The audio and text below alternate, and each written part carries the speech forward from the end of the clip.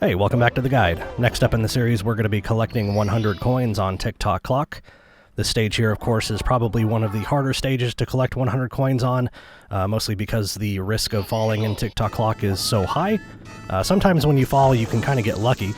Tick Tock Clock, of course, being a very tall stage, it's also sort of narrow, so when you fall, there's, some chance that you're going to randomly land on a platform further down in the stage, so that can be kind of nice. But of course, there is no guarantee that that's going to happen, so we're going to try our best to not fall off of anything, as poor past me is struggling with this very first jump. That's not a good sign. But beyond that, the next thing you'll probably want to keep in mind is, what setting do you want to run Tick Tock Clock on? As you can see, I've decided to freeze time in my run here. That's not something I've done for very long, for years, I guess you could say. I've done 100 coins in Tick Tock Clock by setting it to the slower setting. But I've kind of been doing it this way recently, doing it with the time frozen, and I'll talk a lot more about that later.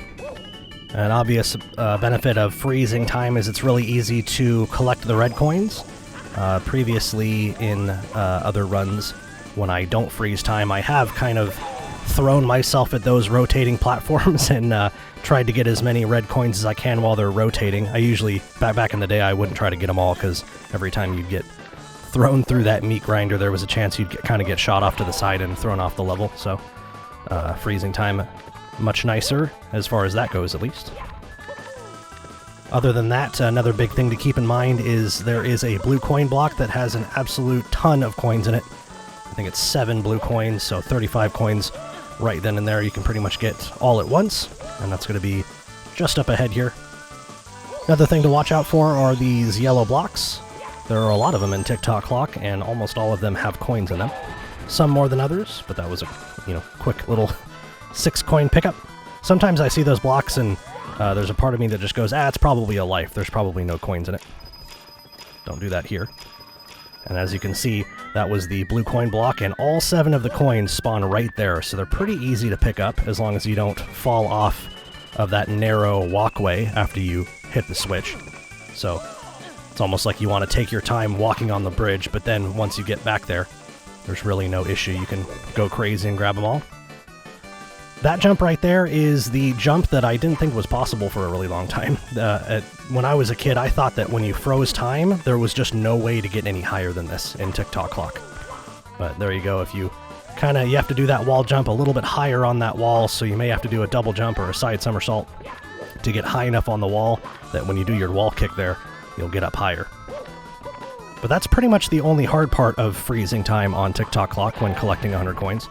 Pretty much everything else is easier. So that's why I'm doing it like this. That yellow block up there we're going to be grabbing has a lot of coins in it. It's like, let's see how many. I think it's like 10 or something. 10 indeed. I like those loaded blocks. They feel good to get. And as you can see, thanks to that blue coin block with all those coins in it, we're almost done already. This is pretty funny here. I do a little U-turn and come across this bridge thinking, oh yeah, there's going to be 3 more coins in here. And it's just a life. Pretty much the most disappointing life ever that I have ever collected. Now, I didn't know it when I was recording this, but you can see that caged platform on the left-hand side of the screen.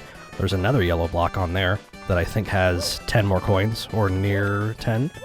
Some number of coins. At least 2. What I would have needed if I had known it was there. And it looks like that block had another 10 coins in it. A lot of coins up here at the top of Tick Tock Clock, I'm just realizing. That other block there is actually just a life, but yeah, there was three blocks up here with 10 coins each, and then there's the blue coin block with 35. That's a pretty good chunk of, an entire run if you think about it that way.